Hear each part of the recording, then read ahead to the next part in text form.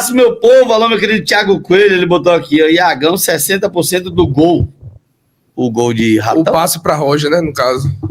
60%. Mas o Juba levantou a cabeça como quem ia cruzar também, voltou e deu no Iago, né? Porque talvez se ele cruzasse, tem tanto sim, né? 60 não, a gente pode fazer uma divisão, porque ontem Ratão falou que era 50-50. Eu falei, pô, 50-50 tá muito. Mas assim, dá pra botar 60 Roger, eu acho que 20% ali Ratão e mais 20% do Iago. O passe do Iago agora, foi bom, foi um bom passe. Estilo Caio Alexandre, acho que agora, assim... Vocês acham que foi falha do jogador do esporte? Ou foi mais mérito de Pra um Roger? acertar, o outro tem que falhar, irmão. Pois é. Pra gente tomar gol, a gente tem que falhar. Não tem negócio de acertou todo mundo. Quando acerta todo mundo, não é gol. Aliás, nem quando acerta todo mundo, que aí o cara que chutou não sei quando é Messi jogando, né? Porque aí não tem jeito. O Messi fez o gol.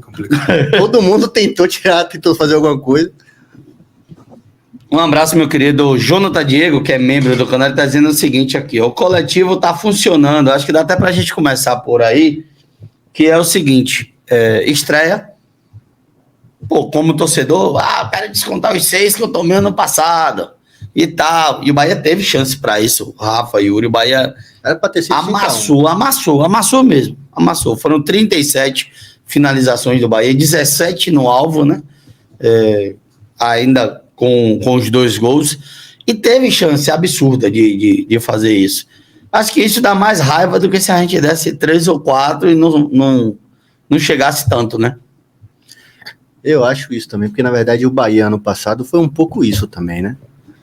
Chutava pro gol muito, mas fazer o gol que era bom, Everaldo que não deixa a gente mentir, faltou o cara para empurrar a bolinha para dentro. Então, eu acho que isso ainda pode ser um problema pro Bahia. Se você tá balançando a cabeça, meu querido Yuri, então... Não, concordando. Siga aí, pelo amor de Deus. Não, tô concordando, continue, você tá indo bem, Não, mas é só até aí mesmo. Mas não foi isso? Sim. Ano passado foi muito assim também. Lógico que não teve 35 finalizações todos os jogos. Mas, pô, pelo menos umas 3, 4 oportunidades de gol por jogo o Bahia tinha. E na hora de matar o jogo, não matava. Ou a pressa também, a situação que o Bahia estava no passado era outra, né? Para não cair, para brigar para não cair. E às vezes o nervosismo de brigar para não cair, você perde muito lance, você tem pressa, você sai muito afobado para tentar acertar e termina errando. Então, será que a gente ainda precisa de um 9? Ou isso ainda é um defeito do Bahia? E aí, Yuri? Assim, até trazendo esse ponto do Thiago, são 35 finalizações. Rafael. Rafael. Ele tá com o Thiago na cabeça. Pode me chamar de Rafael. Pode me chamar de Rafinha. Rafa. Mas pegando o gancho agora do que Rafael, né, falou, não, até do 9, mas antes de falar do 9, ele falou das 35 finalizações. E o Elton Serra, hoje ele fala que isso não acontecia, 35 finalizações, desde 2018. Ou seja, são 6 anos passando, e eu sempre bato nesse ponto. Porque sempre tem um mais, né? Mas é contra o Campeonato Baiano. Mas é isso. Mas é aquilo. Enfim, são os mesmos adversários, dessa vez foi o Sport. 35 finalizações desde 2018, e o Sport não sofria isso desde 2021 contra o Palmeiras. Então, assim, mesmo com toda a disparidade, mesmo com tudo, ainda assim é um número muito alto de finalizações, de criação. Claro que tem os problemas que a gente já falou, mas a estratégia funcionou ontem e estava desenhado que o Bahia teria vantagem. Desde o pré-jogo eu bati nessa tecla, eu falei, escalou errado, e o próprio técnico do Sport deu a coletiva ontem e falou, eu escalei errado, eu comecei o jogo, eu fiz uma leitura equivocada, porque estava muito claro, ele tentou ir para trocação com o Bahia, sendo que o time dele está em formação ainda, ele está começando um trabalho agora, não tem as peças de qualidade que o Bahia tem, foi para trocação e se deu mal. São 15 defesas do goleiro Kaique França. 15 defesas. Imagina. 9 na área. Absurdo. Nota 10 ontem, inclusive, lá no SofaScore.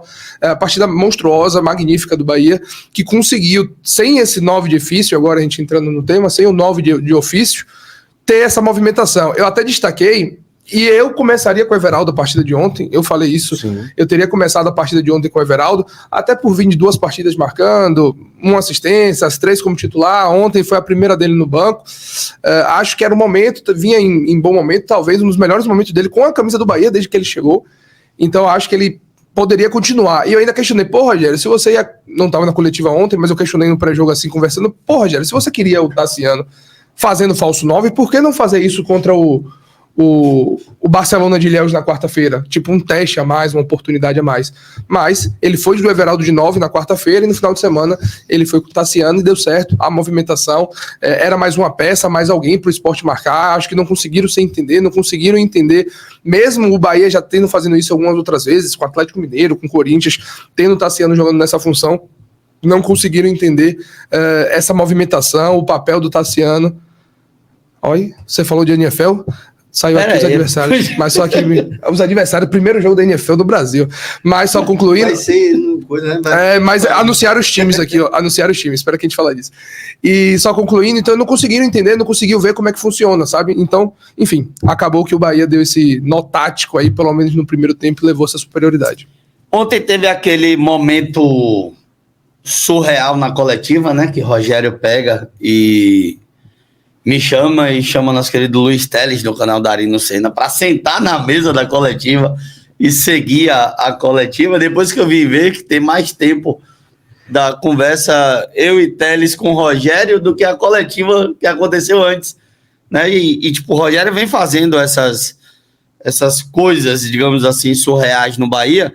E nesse bate-papo, ele até fala que Everaldo ontem não foi um 9, que Everaldo entrou como segundo atacante, porque ele precisa que o 9 dele não seja aquele cara paradão na área.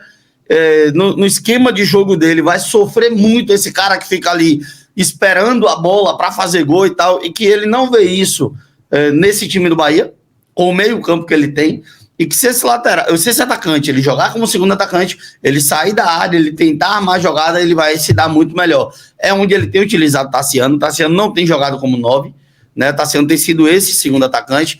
Ele fala que o gol sai de todo errado, porque ele colocou o Ratão na direita para fazer o segundo gol. Para fazer esse segundo atacante, o Roger era para entrar na esquerda e o Iago seria o meio armador. E o único que estava na posição correta era o Iago. O Ratão estava na esquerda, o Roger na direita, brilhou a individualidade do Roger, mas ele fala desses pontos importantes até da gente estar citando do 9, porque o torcedor está esperando um exemplo, um Aloísio Chulapa, um maluco grandão, um Washington Coração Valente, um Nonato, esses caras que não saíram da área. Fernandão, né? Eu acho que nem o Gilberto não dá pra botar nessa prateleira, que o Gilberto já saía. Não era nem esse Fernandão, mas serve. Eu tava falando lá do Fernandão Goiás, que Deus Os dois, que são características semelhantes, né? Então, assim, eu quero ver como é que vai ser o Estupian chegando, se vai ser desse jeito que o Rogério quer e tal, aquele cara pra sair, pra armar a jogada ali ao lado da área e tal, mas ele já destacou isso. Eu acho que já deu a entender o seguinte, ó, se o Everaldo entender o esquema de jogo e começar a vingar fora da área, ele volta pro time, senão eu vou continuar com o Tassiano, com o Ratão, com o Biel, com a Ademir, seja lá quem for, né? Pois é, tô curioso para essa evolução do Everaldo. Eu sinto que o Rogério conta muito, independente se de 9, se saindo um pouco mais da área, de segundo atacante. No jogo contra o Barcelona, o cruzamento do gol é dele pro gol de Everaldo, ou de Everton Ribeiro, e ele estava aberto, é ele que faz o cruzamento aberto. Então, assim, eu acho que ele pode começar a entender e que comece a render. Eu sinto que vai causar estranheza, como causou na última partida contra o Barcelona, que eu vi muita gente falando, Everaldo tá aberto, tá jogando de ponta e tal. Eu vi alguns comentários do tipo, não era bem um ponta, né?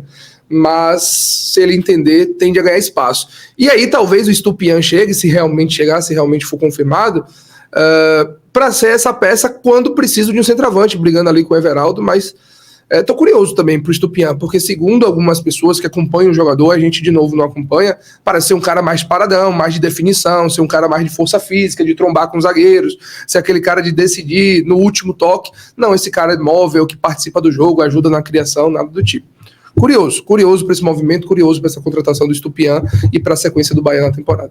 Um abraço, meu querido Alexandre Freitas, também Marisete Ferreira. Rezende está fazendo trabalho com bola no campo, mas com fisioterapeuta em reabilitação. Rezende vai demorar um pouco mais, né? Rezende deve ser final de fevereiro aí, provavelmente, né?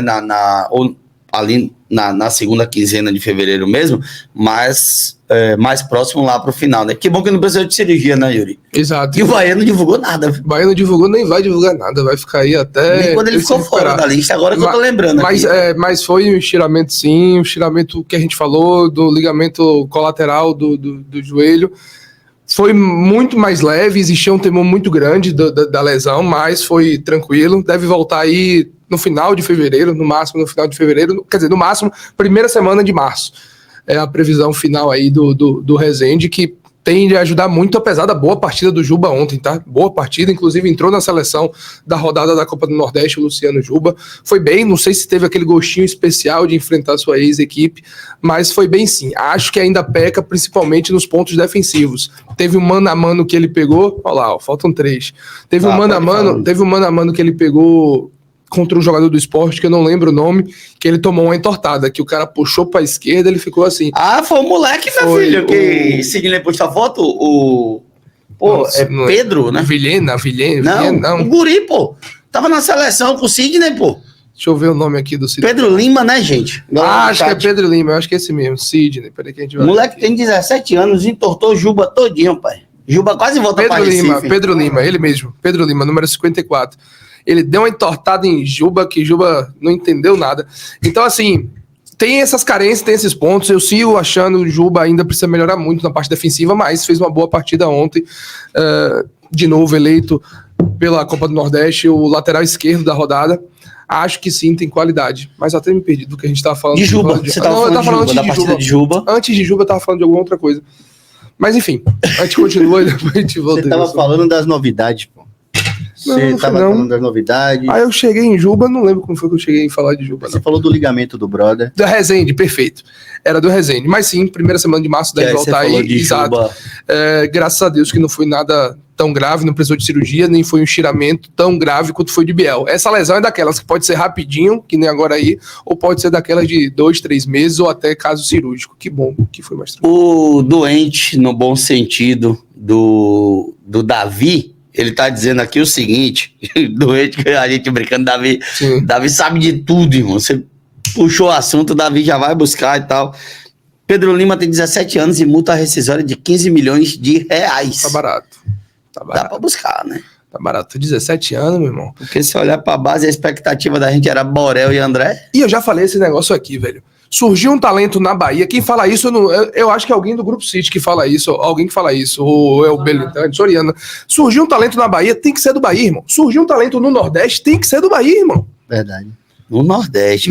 Na Bahia e no Nordeste. Pô, tem dinheiro, custa X, tá lá no Cabrobró, no interior do interior do interior do interior, e tem talento, tem que ter alguém perto do Bahia lá, entendeu? Então, assim, Bahia tem que ser uma espécie do que é a Juventus na Itália, do que é o Bayern de Munique na Alemanha, que surge um moleque, meu irmão, os caras, venha pro principal time, e é o Bahia na região Nordeste.